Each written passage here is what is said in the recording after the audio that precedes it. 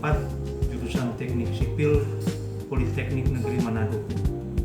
Latar belakang pendidikan Diploma 4 Politeknik Negeri Manado, jurusan Teknik Sipil, S2 Teknik Sipil Universitas Samratulangi Manado, profesi insinyur Universitas Samratulangi Manado.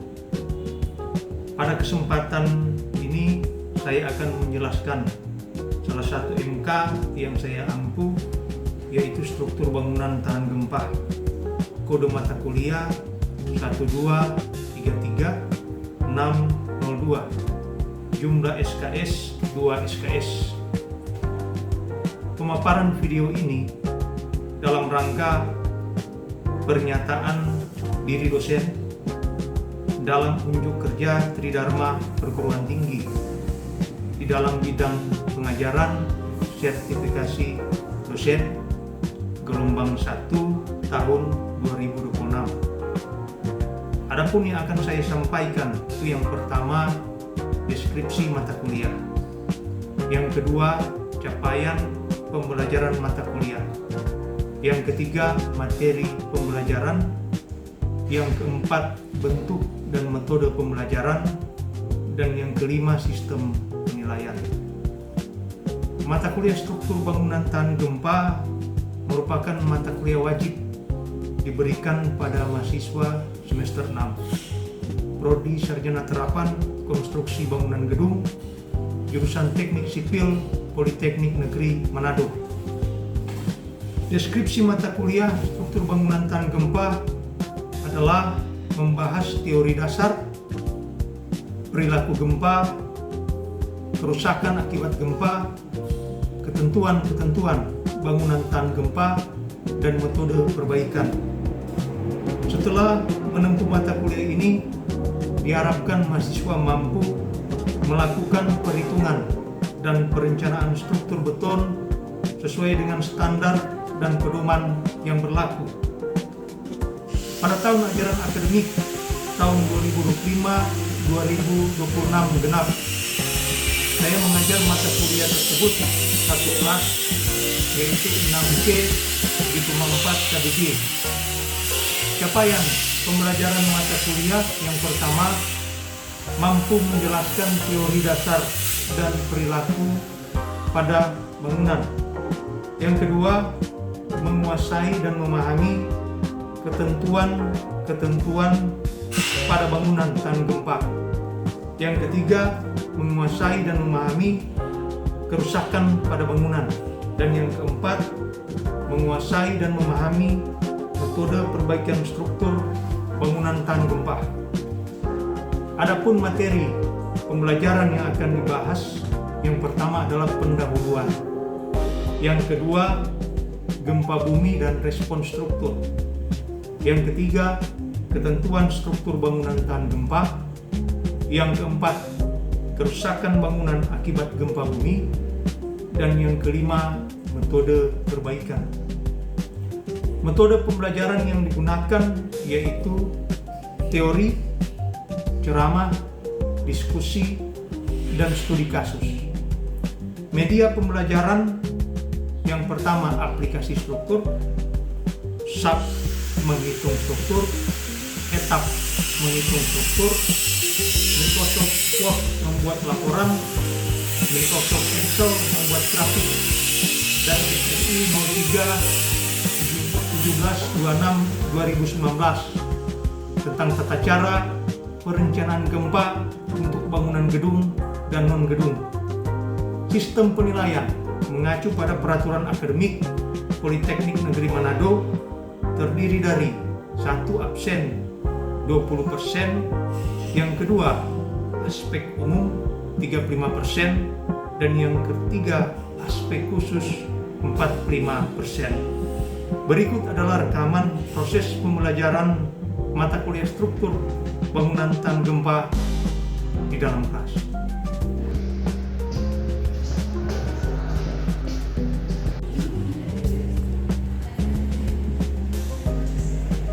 Semua berdiri. Memulai kita pada pagi hari ini kita belajar doa. Saya berdoa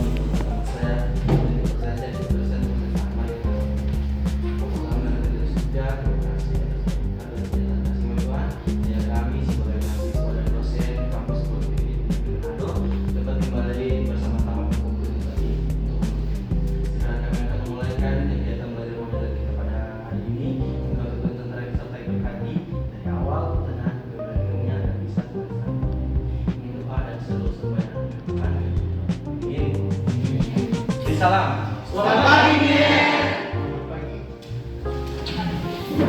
Gimana kabar hari ini? Baik. Dulu kita mulai kuliahan akan menggunakan Eriko, Andi, hadir ya, Budita, Mas Bendi, Angelika Kampi, hadir ya, Mas Gerita, hadir, Lena, Bendi, Evan, hadir ya, terima kasih.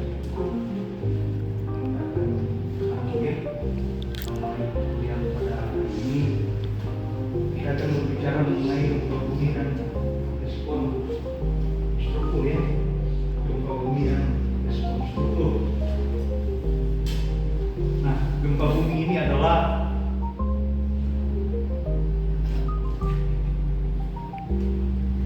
bentuknya ya, bumi dengan berbagai intensitas. Jadi yang diletakkan itu bisa juga dikategorikan sebagai gempa bumi. Nah, tujuan pembelajaran pada hari ini itu para mahasiswa diharapkan dapat mengetahui tentang teori dasar tentang gempa bumi, dan yang kedua memahami perilaku gempa pada bangunan.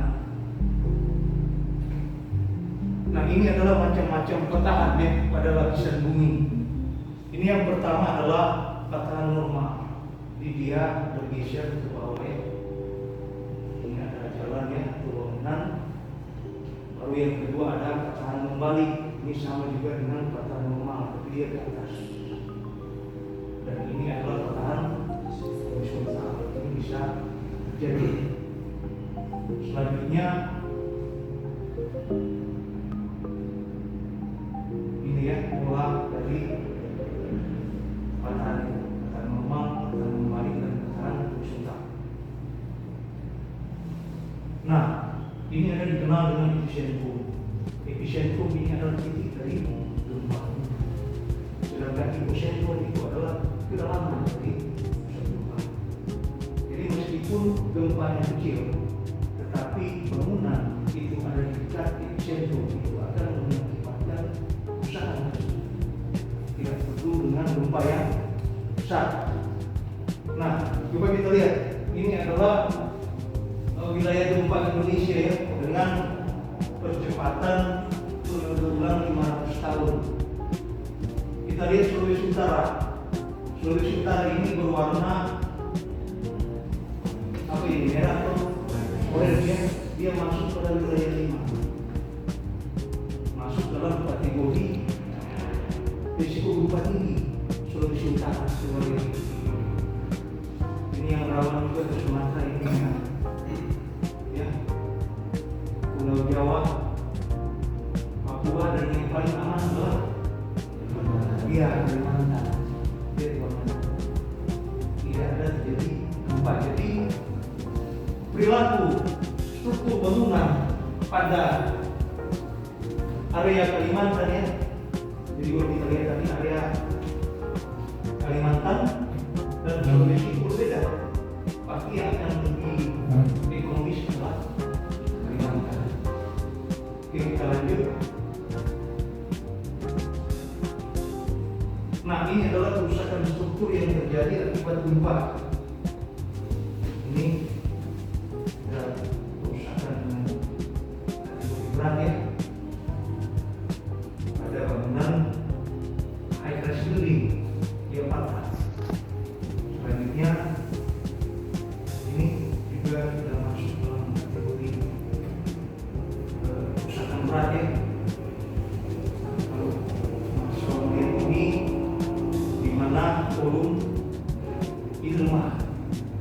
Jadi tidak mengambil prinsip desain kolom buat bangunan. Tapi di sini kolomnya yang patah dua.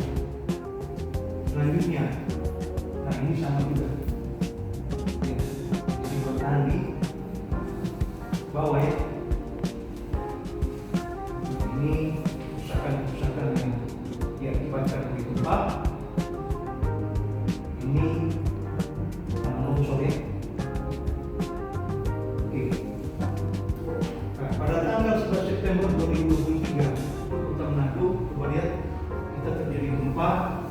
Jarak lokasi gempa itu 265 km pada Provinsi Maluku Utara. Ini jaraknya 265 km.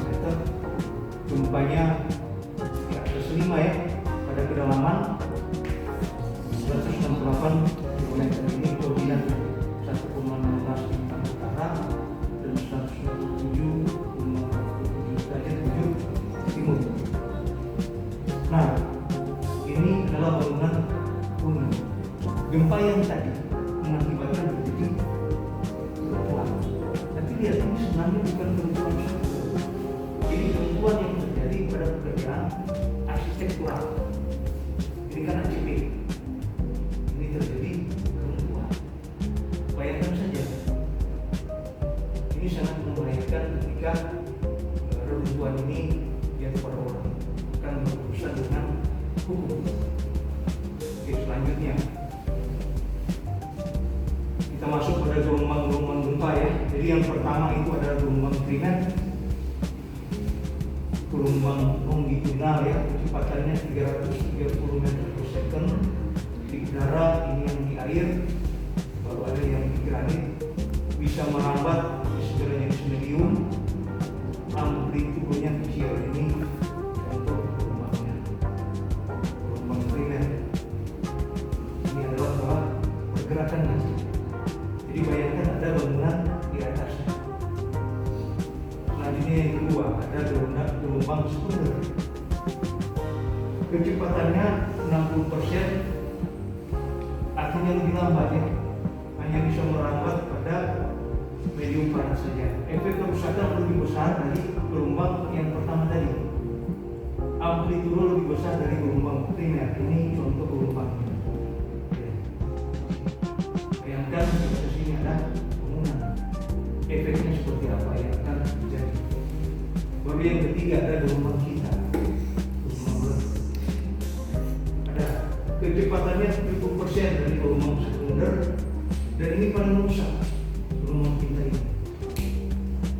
Ini contoh polanya.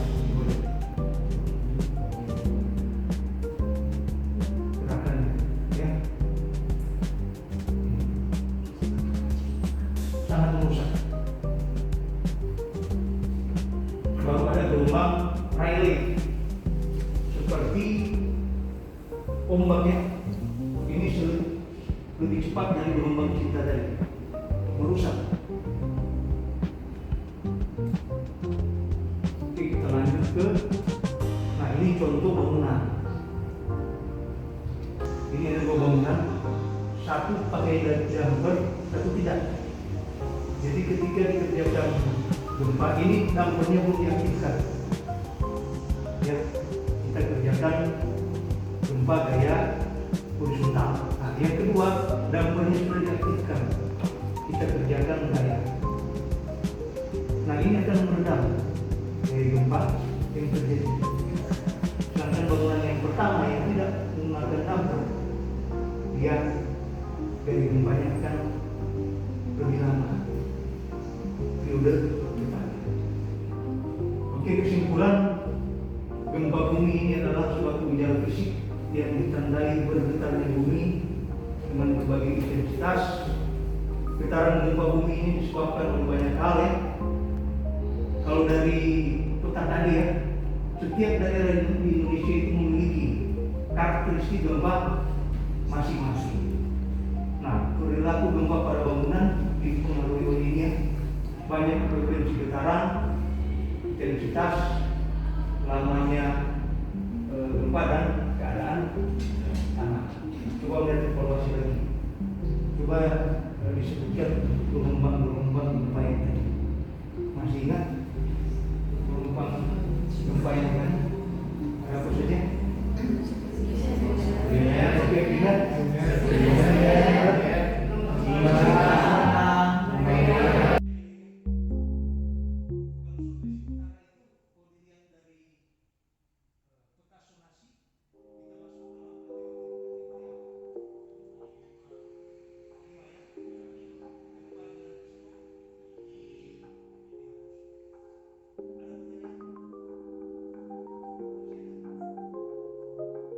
Kalau sudah tidak ada, nanti kita lanjut dalam Silakan pimpin nomor